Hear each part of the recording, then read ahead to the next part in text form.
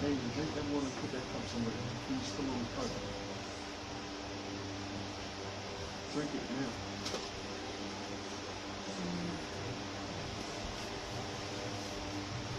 Oh, they came to clean the carpet this morning. Yeah. Probably the same over here that cleaned the last time. Mustafa knew him in the team. Muhammad, his name Muhammad. He got that big industrial joint with that pad on.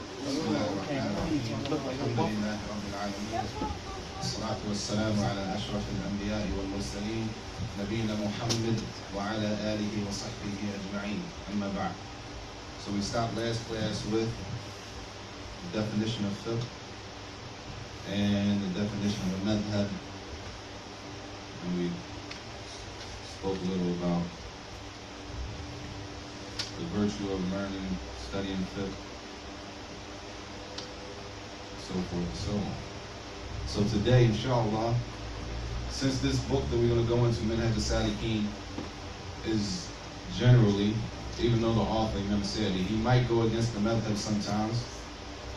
He might go against the madhab sometimes. If he sees the will to be stronger with another madhab, he goes with that, regardless if the book itself is considered a book on the madhab of Imam Ahmad. So we'll start off with who Imam Ahmad was briefly. Who was Imam Ahmad? And these first two classes are majority are taken from the books that we study in the university in the first level. Level 1, if you want to study Sharia or Qadha in one of those two colleges, more than likely you'll study from these books, which are basically an introduction to fiqh. What you're going to study, an introduction to the madhab, all of the different madhab. Who was Imam Ahmad? Who was Imam Abu Hanifa? Who was Imam Shafi'i? Why did they rule the way they? Why did they make rulings on things the way they made rulings? How did the madhab spread? Before the madhabs came, the different stages of the madhabs, all of that stuff is found in these books, which you usually study in level 1 before you actually start studying the actual book like we're doing now. So Imam Ahmad says, Ismuhu Abu Abdullah Ahmad ibn Muhammad ibn Hanbal al-Shaybani, ولد ببغداد سنة 164 وتوفي فيها 241. Imam Ahmad, Abu Abdullah is his kunya. Abu Abdullah. His name is Ahmad. His father's name is Muhammad. His grandfather, Hanbal. We usually say Ahmad ibn Hanbal. But actually his father's name is Muhammad and his grandfather is Hanbal. He was born in Baghdad. Baghdad. Anybody know Baghdad? Anybody know where Baghdad is? It's located in Kufa. Kufa. Where's Which Kufa? is known as Iraq. Yeah, Baghdad. Yeah, like that. The capital of Iraq. Iran, yeah. Al-Iraq. The capital of Al-Iraq.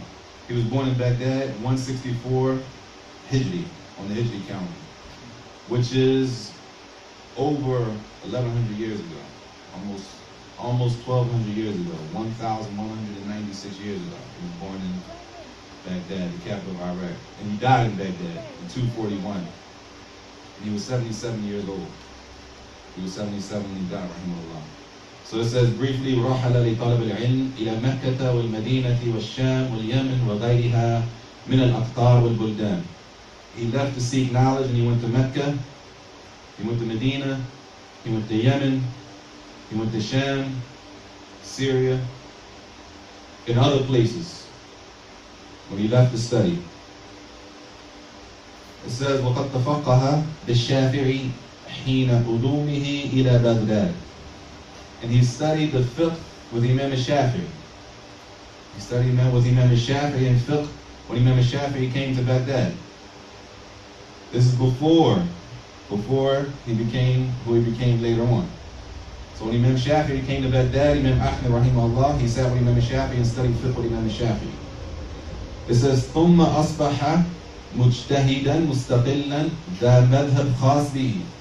After that time, later on, he became the big Imam, known today as Imam Ahmad ibn Hanbal, with his own school of thought.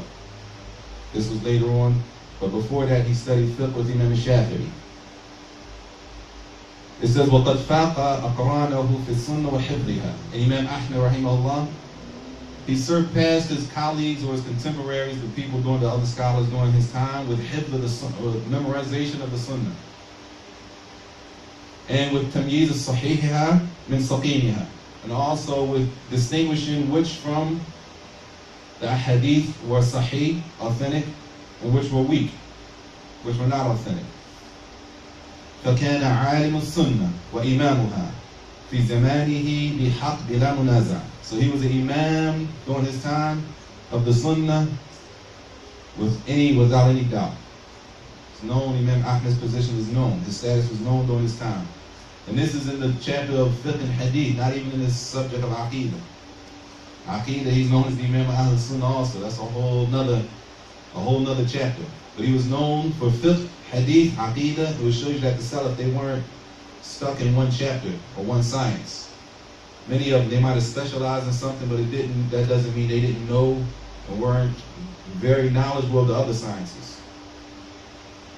It says, وَمُسْنَدُهُ الْمَعْرُوفِ بمسند الإمام أحمد بن حنبل احتوى على أكثر من 40,000 حديث.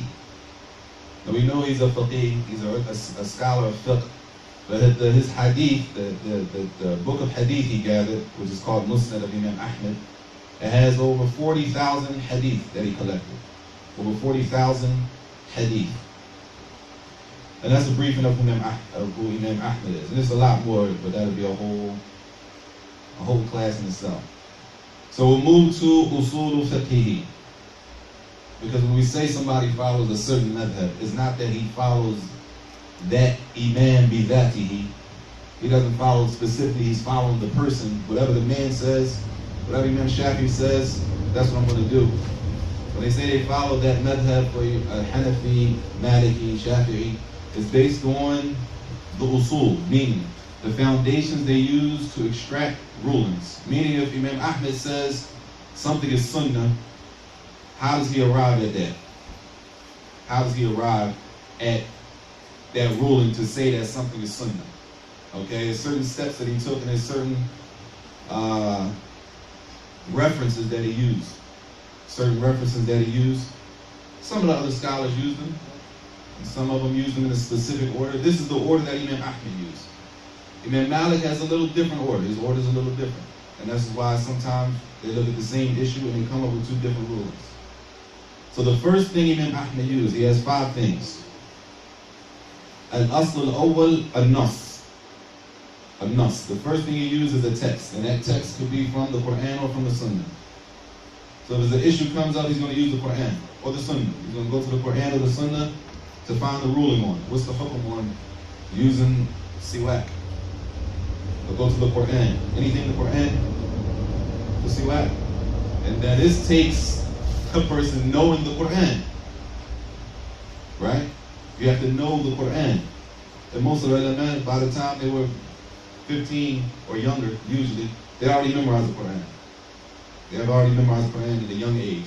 So they go through the Quran. Is anything in the Quran? Okay, if there's nothing, then he will move to the next thing, the Sunnah. So when they say a nas, it entails the Quran or the Sunnah. It says, وَكَانَ إِذَا وَجَدَ النَّص أَفْتَى بِمُوجِبِهِ. If he found the text, that's when he would give his answer based on the text that he found. If he found the text from the Quran or the Sunnah, that's when he would give his answer on. وَلَمْ يَلْتَفِتْ إِلَى مَا خَالَفَهُ وَلَا إِلَى مَنْ خَالَفَهُ كَائِنًا مَنْ كَانَ. And he wouldn't turn, or he wouldn't shake, or he wouldn't really be moved by whoever it was that came against that text. If he found a text from the Quran or the Sunnah, this is how he would make his ruling.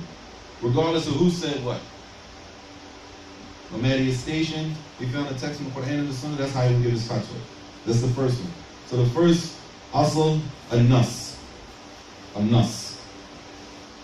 The second one, we're not going to go too deep in it. We'll mention it because the whole point is just to understand the whole book is going to say this is sunnah, this is haram, this is wajib. How did they get to those rules? They use these steps.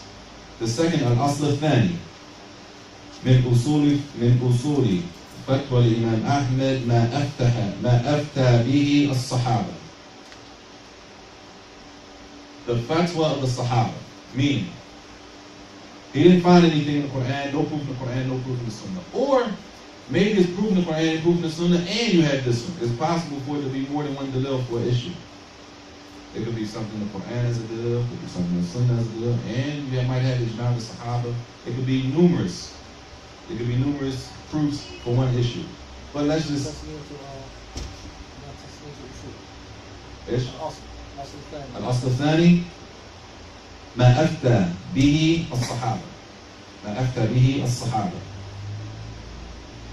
فإذا وجد لبعضهم فتوى لا يعرف له مخالف منهم لا يعرف له مخالف منهم فيها لم يتجاوزها إلى غيرها. So, if he found a Sahaba, let's say for example, there's nothing in the Quran, nothing in the Sunnah, he finds a statement from a Sahabi. And with that statement from the Sahabi, none of the other Sahaba went against that statement. Clear? None of the other Sahaba went against that statement that he found. You with me? Huh? Huh? Straight. Huh?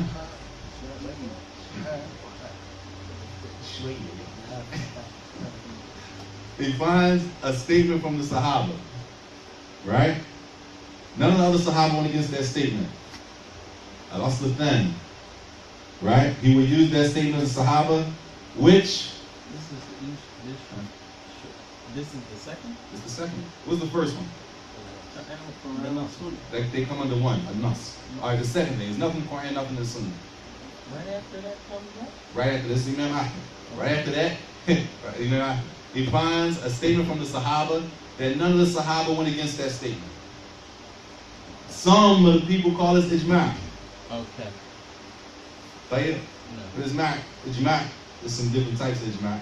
Some of the people call this ijma'. That's what the tradition that no other Sahaba went against it. Yeah, no other Sahaba went against it. No other Sahaba went against the statement that he found. Yeah. But it So don't that's mean the fatwa of the Sahaba that nobody went against. Who's nobody? That no other Sahaba went Yeah. against. Fatwa from a Sahaba that none of the other Sahaba went against. And Some call this ijma'. Okay. But Imam Ahmad didn't call this ijma'. Imam Ahmad didn't call this ijma'. But some of the ulama call this ijma'. Right? Now, we'll leave it there. Khalas? Imam Ahmad wouldn't call it ijma'. And for many reasons. It's mentioned here, but we won't go too deep. Tayyib. Sometimes,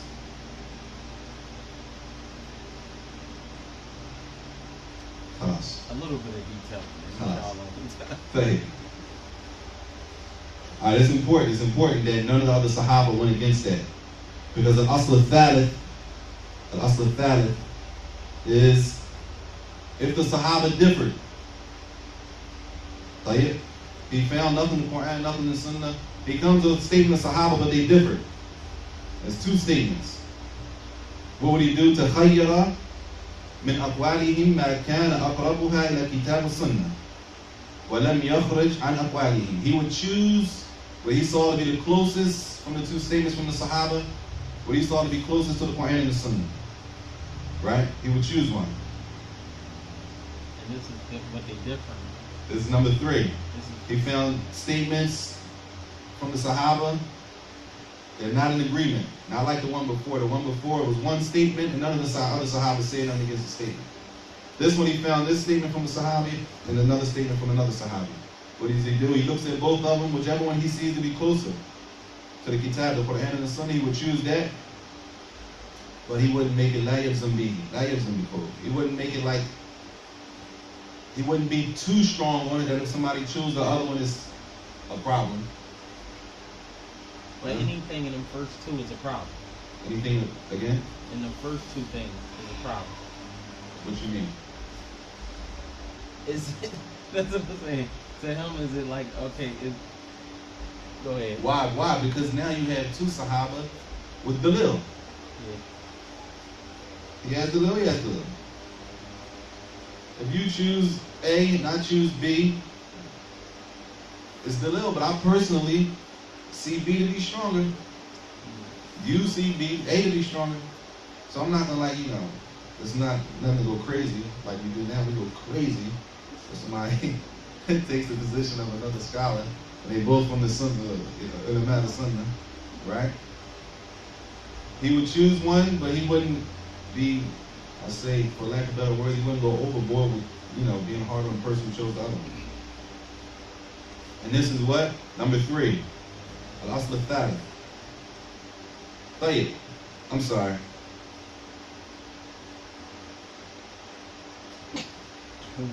Yarhamukallah. طيب. 2 Sahabas different. He chose the one that was closest to the Kitab al-Sunnah, and he wouldn't go past those 2 statements. He would stay within those bounds. طيب. What if neither one of them? Neither one of the statements neither one of them are really clear. Neither one of the positions are really clear. فإن لم يتبين له موافقة أحد الأقوال. Right? None of them are really clear for him to make a decision. What would he do?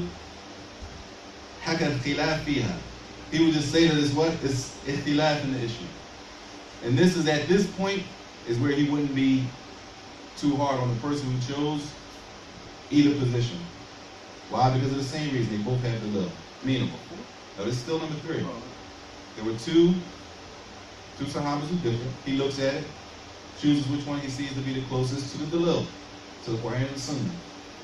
Right? And he would go with that. If neither one of them are really clear to him, if he doesn't know, it's just not clear. Right? He'll say, it's different. It's different in the issue. Khalas. He would say it's khilaf in the issue. Alright, a person goes and they look at it and they choose which one they see. Like Al-Asl al-Rabi. So we had the first one, Nas, which is Quran or the Sunnah. The second one, what's the second one? Fatwa Sahaba. Some of them say it's not. The third one, the Sahaba different. Between the 2 Sahabas are different. He would choose which one in the haq, which one is in the close out of the 2 to the truth. Right. Both of them is unclear. And you would say it's khilaf in the matter, which means we have an amn wa. Alhamdulillah. The 4th one, Al-Akh bil-Mursal wal-Hadith al-Da'if. إذا لم يكن في الباب شيء يدفعه. After that, if you didn't find any of those, take a weak hadith. Mursal, hadith, da'if.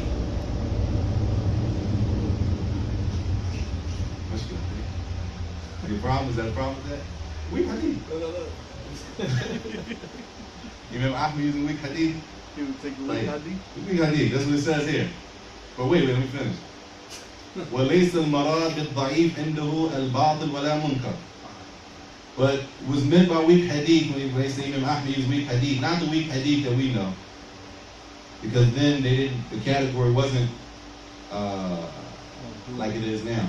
Back then it was either sahih or weak. Sahih or da'if. It wasn't a hasan. Here what he means is بَلَا الْحَدِيث الضَّعِيفِ عِنْدَهُ قَسِيمُ الصَّحِيح. It's a portion of the hadith al-sahih. The authentic hadith. Right? وقسم من أقسام الحسن. So if he didn't find a nas in the Quran or the Sunnah, or something that the Sahaba, one Sahaba said, or 2 Sahaba differed on, he would go and take a hadith from the Hasan, like a Hasan hadith. And he would put this before the last one. And this is the 4th one. Right? The last one he would use is Al-Qiyas. Al-Qiyas, which is analytical deduction. That's how it commonly translated. Yeah. Analytical deduction. I guess it's like, I think it's the level from the author of Mustahid, No, yeah. You definitely, not all of these are not stuff these are not things that a regular student even if he graduated, it's not, even if he finishes the top thing, it's not many people walking around that can do this on their own. You know, right? Mujtahid. It's an analytical deduction. Yeah, that's how it's translated. What is it? I'm gonna try to make it as simple as possible. This is we do a whole semester of PS, 4 or 5 months on PS. So you can't do all of that. So I'm trying to make it real simple. I'll read the definition and then give an example. Hopefully it'll be clear. الحق مسألة لا نص على حكمها بمسألة ورد نص في حكمها. To take an issue that doesn't have a ruling on it, right? And connect it or combine it or connect it to the ruling of another issue that has a ruling on it. Analytical deduction. Yeah. Yeah, I'll give you an example. Hopefully this will be clear. طيب. أمثلة على القياس. حكم شرب الخمر التحريم لورود النص بذلك. The ruling on drinking liquor is haram. We have clear ayah, clear hadith, right? It's clear. So we have something with a text. Okay. Some things we have with no text. Text mentioning this thing specifically. Like, we all syrup. Right? For example, syrup. Huh? No, That's syrup they use. I don't know. They yell and all that. Yeah. The situation though, Or it's like, here in America, right? Analytical deduction, right? It's used in courtrooms all the time from the lawyers. It's usually called case law. Like when it's not something clear, case study. They pull it from another situation. Right. So such and such, he end up, this is case law. right. So this will be analytical deduction in America. They use it as, it's called case study. Case law, like Case study in the such court and theater. such was ruled It was in, ruled on, in it was a ruling Kansas on City, something else, but now right? they in New York. Yeah. But he using the case It's law the from same idea. another situation because they don't have a complete law already set up for that situation in their Just place. like that. We know that it's a text for liquor, but maybe it's not a text for letter B. This is A has a text, B doesn't have a text. What's the reason? They look at their illah, they call it their illah. They say their illah, the reason for liquor being made haram is it's an intoxication. So they look at the second thing and say, well, this intoxicates also. Oh, well, if this intoxicates like this, we'll say this is haram too. Clear? We use that text. It was already ruled. This one already has a ruling in the Sharia. This one, no. So they look at the reasoning. Why is this haram? Because it's an intoxicant? Well, does this have the same illah? There's a lot of stuff. Simple. Does this have, it has the same? Okay, we'll put it with that and make it haram also. Say it's haram also. This is the last one they would use. Yeah, you gotta be serious. It's not like that. Yeah. So it's to take an issue with no ruling and connect it to another ruling based on reasoning. Based on reasoning. Deductive reasoning. I mean, those words, deductive reasoning. If you understand the idea, one has a text, one doesn't have a text. You know? Yeah. If you have a text for letter A, you don't have a text for letter B. They have the same reason. We're going to give letter B the same ruling. Exactly. Deductive reasoning, analytical stuff, all that stuff. Huh? مثلا like Allah Jalla wa Ala said, لا تقتلوا أنفسكم إن الله كان بكم رحيما. Do not kill yourself. And the ulama said the sugar with the crime, and it falls under this ayah.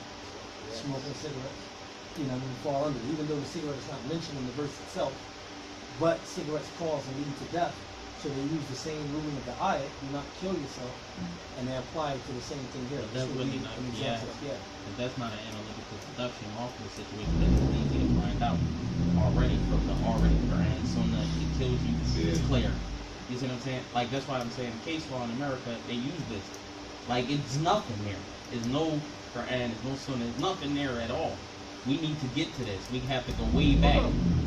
Hustling cigarettes had no ruling. I'm going to leave it like this. But that was connected to another ruling. They say there's a warning fact that leads to its harmful, but it doesn't guarantee that. You get the idea? Yeah. It's a lot of examples. Like we the can hope, give, and it's the gonna, focus for somebody might argue. it's qiyas.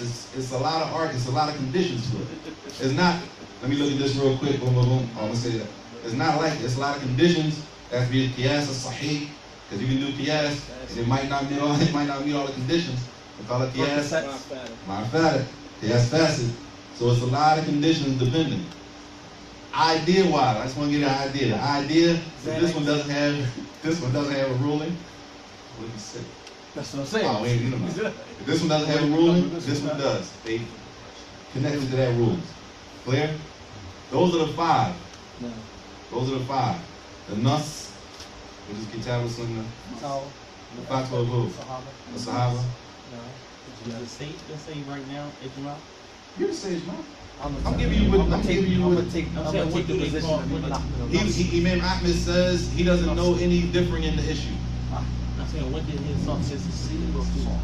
That's what I'm reading to you. They called this Ijma. Fatwa Sahaba. I know what I'm saying. Did he himself called it? Didn't call it Ijma. Imam Ahmed said Ijma. Why can you say it's not? You don't know everyone's Imam very. Ahmed, yeah, he had a whole issue with the word Ijma.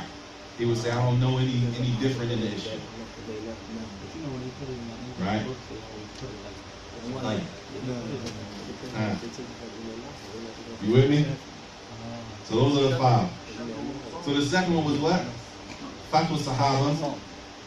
That nobody from no other Sahaba differed with that fatwa. That's important. That's the short Yeah, condition. for the second one, yes. Because the third one, he found statements from two. Conflicting You statements. would check which one was closer to the truth. He would check which one to him, what he says closer to the Quran and Sunnah, and use that. If it wasn't clear, he would just say it's khilaf in the issue. It's different amongst them. It's different in the issue. And leave it like that. The fourth one, the hadith, they say hadith da'if, which is really hadith hasan for Imam Ahmed, right? A portion from the section of hadith sahih. And the fifth one, al-qiyas, analytical deduction. There gotta be another word for that. All right, those are his usul. Now, we'll move to the book itself, Minhaaj Saalikeen, which is authored by Syid Abu Saajid Thursday. Imam Sa'dee, famous for his tafsir al-Sa'dee. We'll do a briefing who was he in his level.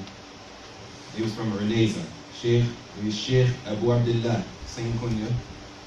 Abdul Rahman ibn Nasir ibn Abdullah ibn Nasir ibn Hamd al-Sa'dee. And he was from Reneza. Reneza is a city in Saudi.